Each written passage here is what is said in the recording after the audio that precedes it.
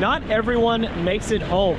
Life is precious and fragile, and that's easy to forget when you're having a blast at the beach. I have linked qualified beach safety resources in the description of this video. Almost every year, people drown on Galveston's beaches. It's not always the strong currents and choppy surf that are the culprit.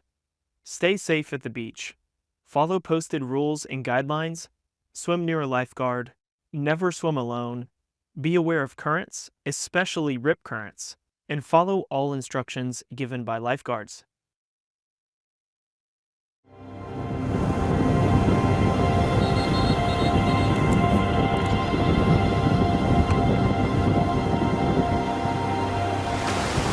Tower 39, swimmer in distress, east side. That's clear, Tower 39, swimmer in distress, east side. Headquarters, 293. 293, go ahead. Tower 39 reports swimmer in distress, east side. That's clear, show me rolling. That's clear.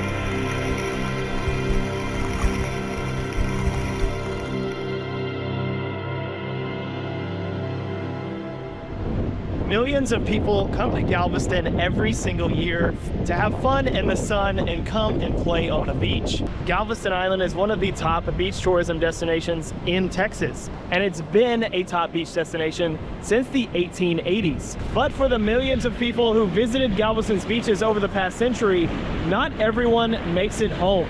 As alluring as the Gulf of Mexico can be on a very calm day, days like today really highlight how dangerous the Gulf of Mexico can be, and really any body of water for that matter. Life is precious and fragile, and that's easy to forget when you're having a blast at the beach. For well over 100 years, there have been men and women dedicated to rescuing and life-saving here on the beach in Galveston. Let's take a look at the history of life-saving on the beach in Galveston. Welcome to Galveston Unscripted.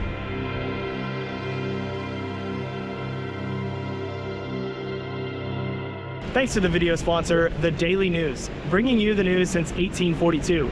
Texas' oldest newspaper. Support your local newspaper, The Daily News. So taking a step back to the mid-1800s, Galveston Island isn't really known as a beach destination. Of course, locals living on Galveston Island would go to the beach and enjoy the Gulf of Mexico and the salt water. But in the early days of the city of Galveston, 1830s, 40s, and 50s, there weren't tons of people coming down to Galveston Island to come to the beach. It may seem crazy to us today, but most people didn't even know how to swim back in those days. The United States Lifesaving Service was established to help shipwrecked mariners right off the coastline of the United States. The U.S. Lifesaving Service headquarters was set up at San Luis Pass back in the 1870s. We can trace our life-saving routes continuously back to 1875 when there was a life station down there at San Luis Pass area.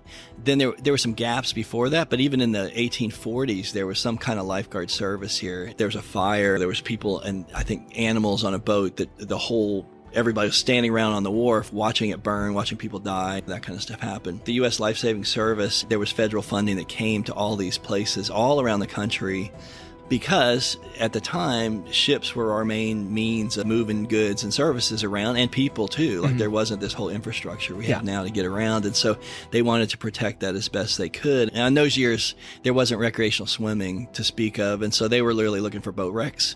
And they would have like a group of people, living in a community down there, and there'd be a station master, then their families, and everything would be around there as sort of like a support system for that.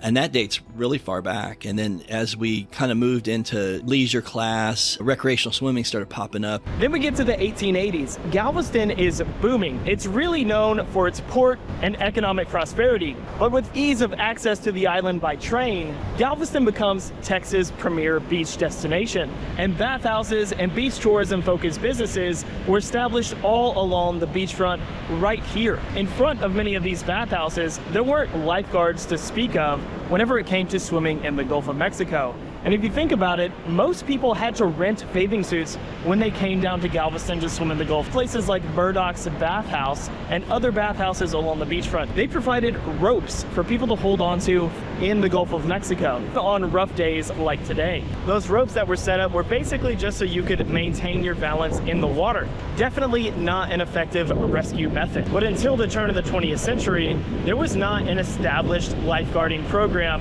here on the beaches of Galveston. After the the 1900 storm, the building of the seawall, and the grade raising of Galveston, the island really shifted its focus from a major port and economic hub to a beach destination. So in 1913, the YMCA organized a crew of volunteer lifeguards for Galveston Island. Volunteer lifeguards that were unpaid to patrol Galveston's beaches from March to October. And by 1919, this agency became part of the Red Cross Lifesaving Corps. This was a completely unpaid volunteer organization. And those lifeguards would come out to the beach every single day to make sure those swimming in the Gulf of Mexico were as safe as they possibly could be.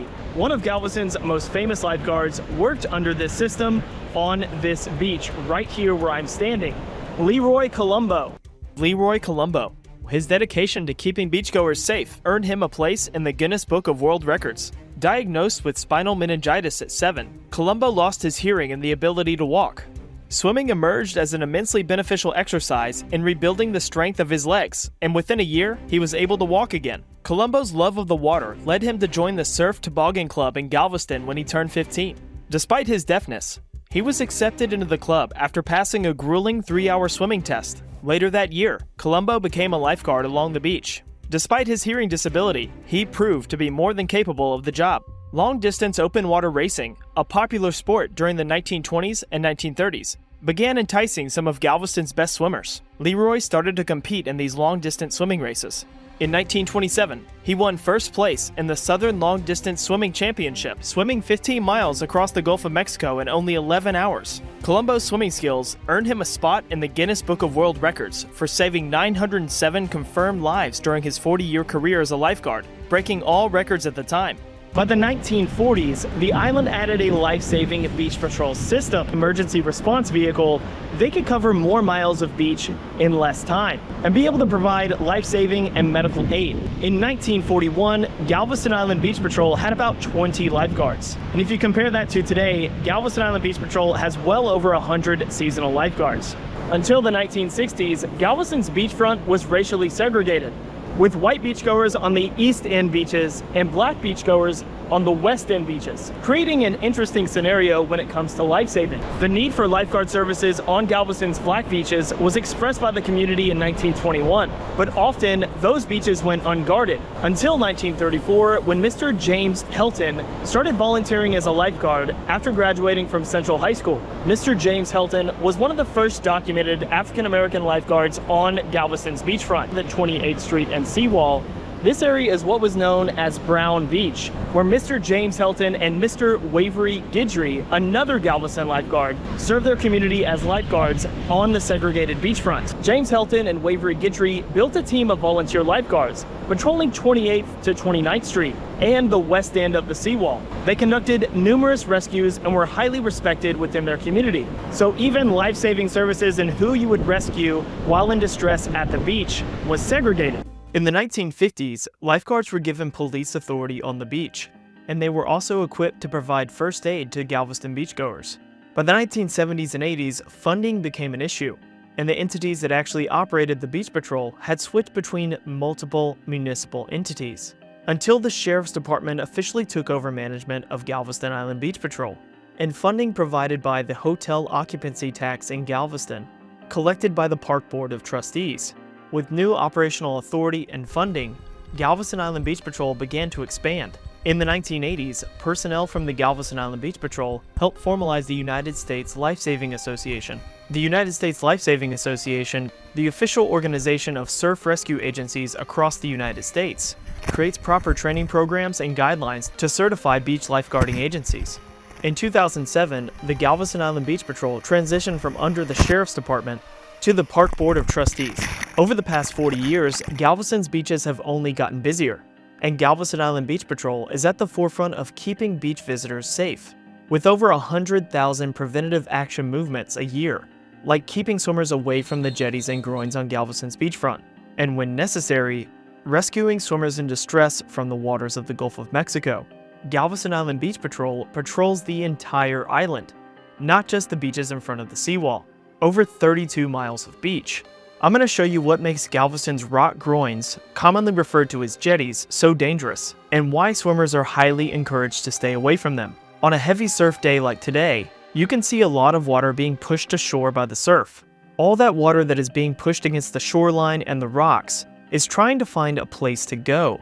The sand next to these rock groins, or jetties, is carved out the entire length of the rocks, giving all the water that is being pushed against the shoreline a path of least resistance, the deeper water, meaning that that water moves much faster back out into the Gulf of Mexico than the water further away from these rocks.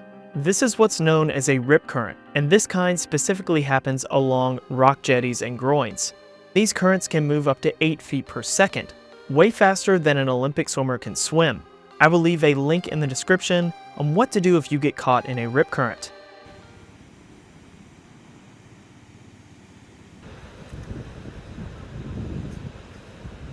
With millions of people coming to Galveston Island to enjoy the beaches every single year, if you happen to be one of them, it's important to take your safety into your own hands. Make sure to take note of the flag system that Beach Patrol has, indicating the conditions of the water. If you are not a strong swimmer, stay out of the water.